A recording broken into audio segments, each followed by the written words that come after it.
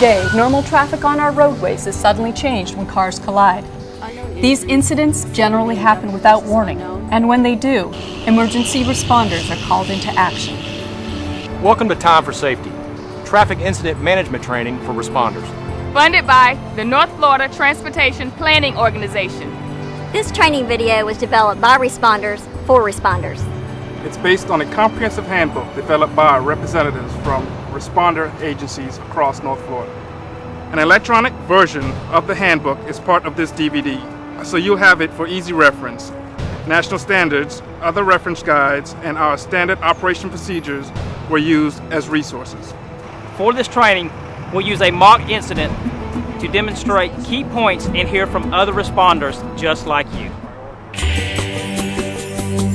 You've probably had some experiences that make you understand the risks and how important it is to have a common game plan among responders for our safety.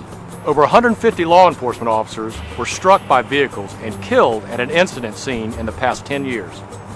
Over 20% of annual firefighter deaths occur on the roadways. And an average of 45 towing and recovery workers die on our roads each year. Every day is a risk. People just don't seem to pay attention. They don't notice this big red truck with all the lights on. You notice 8 times out of 10 people that don't notice you, you notice that they're on a cell phone. We had a trooper that was on scene in an accident here in downtown Jacksonville, and he was sitting in the right emergency lane on I-95 northbound. And somebody just saw the lights and gravitated toward the patrol car and sideswiped him while he was sitting in it. So he was minorly injured, and they continued on about 1,000 feet, and they ended up hitting one of our wrecker drivers, and he was killed, unfortunately, at the scene. A lot of people, they see a crash or they see the lights of a police car, they're not paying attention to what they should be. They're looking at us or looking at the crash, and I've seen, I can't tell you how many times in my career, worse crashes happened because of that than the crash that I'm originally responding to. I was up and helping a broken down vehicle on the Matthews Bridge, and I had the emergency light activated and everything. All the cars moved over to inside lane because I was outside lane, and this lady just decided to hit me going about 40 miles an hour. One firefighter and a lieutenant that were with us, and they probably come within a foot of getting clipped on the interstate. I was working assisting Florida Highway Patrol with a crash on 95 a couple of years ago, and even though the crash was off the road, I had a semi that came probably about 6 inches close to me to hit me. I've had a close call, Miss. It was on I-95. It was during the day, but it was a vehicle accident that we had to extricate a patient. I've had several close calls. One just recently where I had to thrust myself on a disabled vehicle because I could hear an 18-wheeler rolling on the rumbling strip where I was located on the paved shoulder.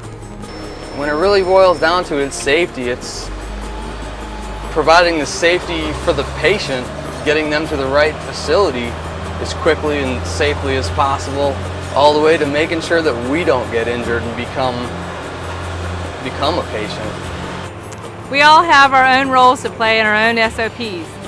It's important to understand these roles and procedures as we work together. Our role in traffic accidents is to get our apparatus positioned as best as possible for whatever need we need it for. Our role in handling traffic accidents are more with extrication or patient care.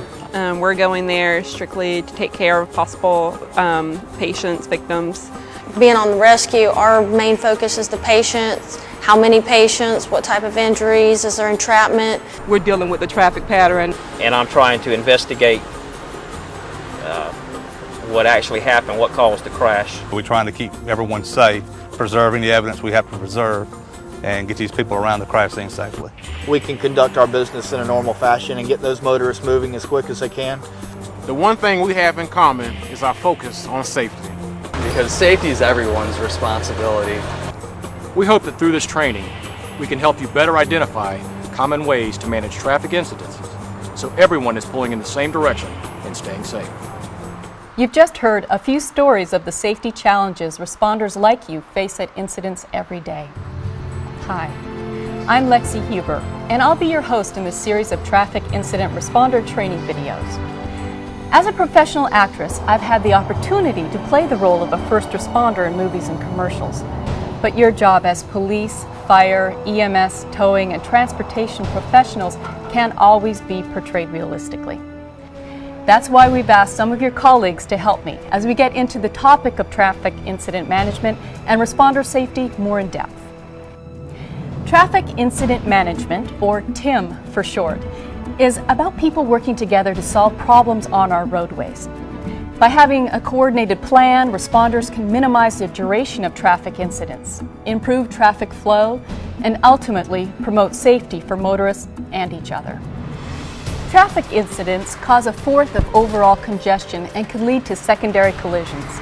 The economic cost of traffic backups is approximately $7,000 per minute. By following the key points in this training, we can clear the scene and reduce delays by up to 65%. As trained professionals, you have the tools to get the job done. And what we want to do with this series is simply help you do it better, together. To get you there, we will have 5 modules in this program. Each one is about 5 to 10 minutes in length. We've just finished our introductory module, and next we will get into traffic incident management basics. That covers a lot of the nuts and bolts of working around a traffic incident.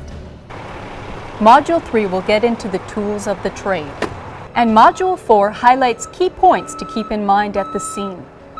In the final module, we'll present a number of scenarios for you to consider, since after all, every traffic incident and every roadway is a little different. That module will also wrap up the topic and hopefully have everyone on the same page. And we'll go over our top 10 things to remember for safe and effective traffic management. The National Traffic Incident Management Coalition has established a national unified goal with 3 main objectives: responder safety, safe and quick clearance, and prompt and reliable incident communications. This training addresses those objectives.